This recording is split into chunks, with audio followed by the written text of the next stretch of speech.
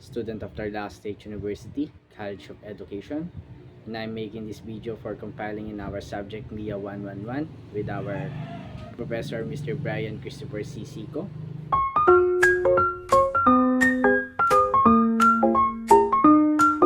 Fuel system.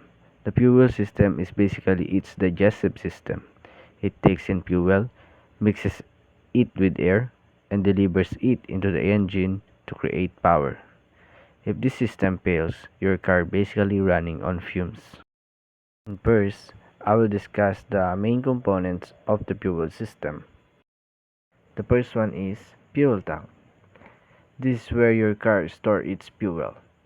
Modern tanks are made of plastic or metal and are designed to prevent leaks and evaporations. Some tanks have baffles inside to prevent fuel from sloshing around too much when you brake or turn.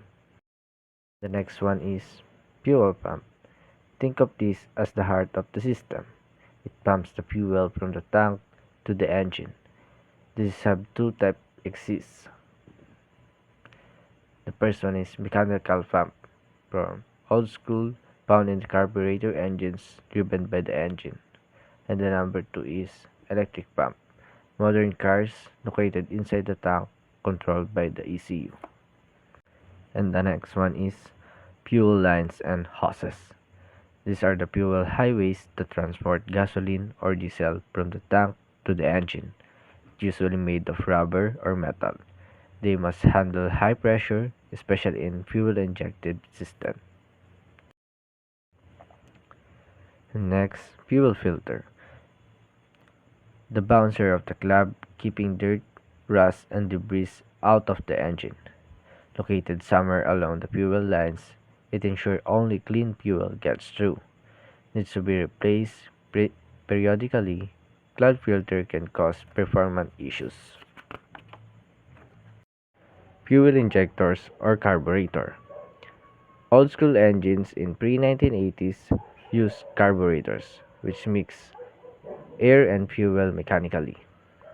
In modern cars, it uses fuel injector, which sprays precise amount of fuel direct into the engine's intake or combustion chamber. It controls by the ECU or engine control unit for optimal fuel efficiency. And the last one is air intake and throttle body. Fuel alone won't burn. It needs air. The throttle body controls how much air enters the engine. In fuel-injected engines, the air and fuel mix in the intake manifold before entering the cylinders.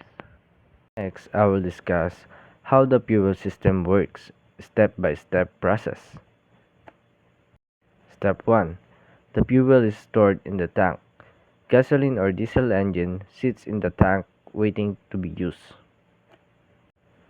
Number 2. Fuel pump sends fuel forward. When you start the car, the fuel pump pulls fuel from the tank and pushes it toward the engine. Number 3. Fuel filters clean the fuel. Before reaching the engine, the fuel passes through a filter to remove dirt and impurities. Number 4. Fuel injectors spray fuel into the engine. The ECU calculates how much fuel is needed and controls the injector to spray fuel in precise amount.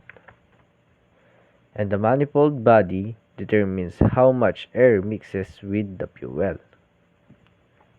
Number 5. Combustion happens. The fuel-air mixtures enter the engine cylinders, where the spark plugs ignite it in gasoline engines. In diesel engines, compressions alone ignite the fuel. And the last step in the fuel system is exhaust gases exit.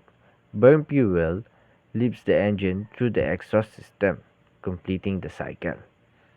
At doon lang natatapos ang aking presentation video. Maraming salamat.